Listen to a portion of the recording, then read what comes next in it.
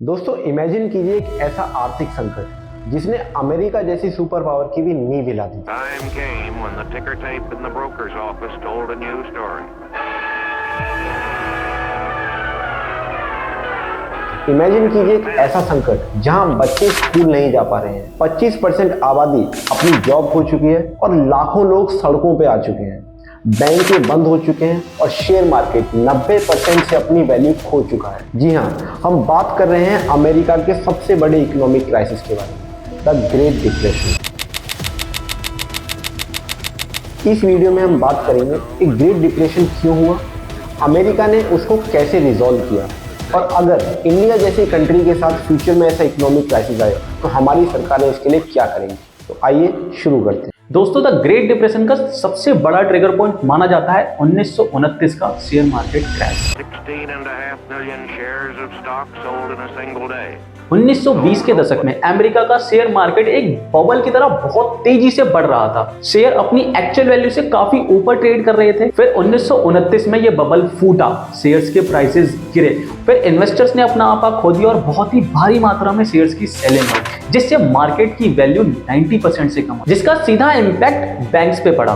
Banks अपने clients का बहुत बड़ा हिस्सा शेयर मार्केट में इन्वेस्ट करके रखते हैं जिससे वो अपने क्लाइंट को रिटर्न दे पाए। लेकिन जब शेयर मार्केट क्रैश हुई तो लोग बैंक से अपनी जमा पूंजी निकालने लगे और इतनी भारी मात्रा में विड्रॉल बैंक सहन नहीं कर पाई और बहुत सारी बैंकें करप्ट हो गई, जिससे उस समय 9000 से भी ज्यादा बैंकें बंद हो गई। और जब बैंक बंद हुए तो इसका सीधा इम्पैक्ट इंडस्ट्रीज के प्रोडक्शन पे पड़ा। इंडस्ट्रीज के पास पैसा ना होने के कारण प्रोडक्शन में 47% से कमी आई और इन सब का कारण था ओवर प्रोडक्शन।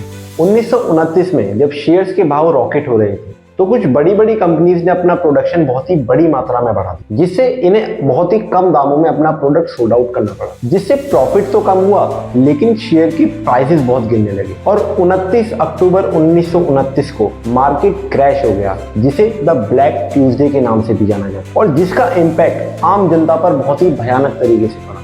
25% से भी ज्यादा लोग बेरोजगार हो गए, लाखों लोग सड़कों पे आ गए और बच्चों का स्कूल जाना तक छूट गया और इसीलिए इसे द ग्रेट डिप्रेशन भी कहा जाता है, जिसपे उस समय के प्रेसिडेंट हावर्ड हूवर ने अपनी इकोनॉमी को ट्रैक पे लाने की पूरी कोशिश करी और कहा कि हमारी इकोनॉमी अपने आप रिकवर हो जाएगी, और जिसके लिए इनको काफी ज्यादा क्रिटिसाइज भी किया गया क्योंकि क्राइसिस बहुत ही भयंकर था और उनकी ये कोशिश काफी नहीं थी। फिर 1932 में Franklin Delano Roosevelt as a president elect हुए और इम्प्लीमेंट किया द न्यू डील, जिसमें the emergency banking act, civilian conservation corps, agriculture adjustment act, social security act और बहुत से एक्ट थे, जिससे बैंक्स, किसानों, एल्डरली और अनएम्प्लॉयड लोगों को थोड़ी राहत मिली। लेकिन महामंदी यहाँ खत्म नहीं हुई और सोने पे सुहागा तब हुआ जब 1930 में आए भयंकर सूखे के कारण किसानों की फसलें बर्बाद हो गई, जिससे उनकी आर्थिक स्थिति पे भी फर्क पड़ा। लेकिन महामंदी यहाँ खत्म नहीं हुई, अमेरिका की इकोनॉमी में सिग्निफिकेंटली ग्रोथ आई वर्ल्ड वॉर II के दौरान। The first cannon shot of the Second World War is fired on Danzig.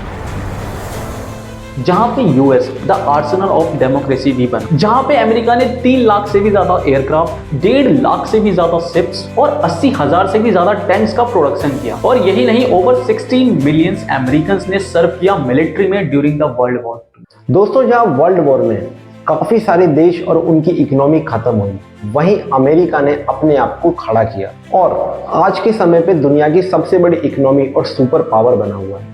इस कहानी से हमें बहुत कुछ सीखने को मिलता है, जैसे प्रॉब्लम चाहे कितनी भी बड़ी हो, अगर देश का लीडर और वहां के लोग एकजुट होकर उसका सामना करें तो किसी भी क्राइसिस को ओवरकम किया जा सकता है। अगर आज के समय का एग्जांपल लें तो श्रीलंका को ही देख लीजिए, जहां पर उनका देश इकोनॉमिक क्राइसिस से लड़ रहा था, वहां के लीडर्स उनको छोड़कर भाग गए।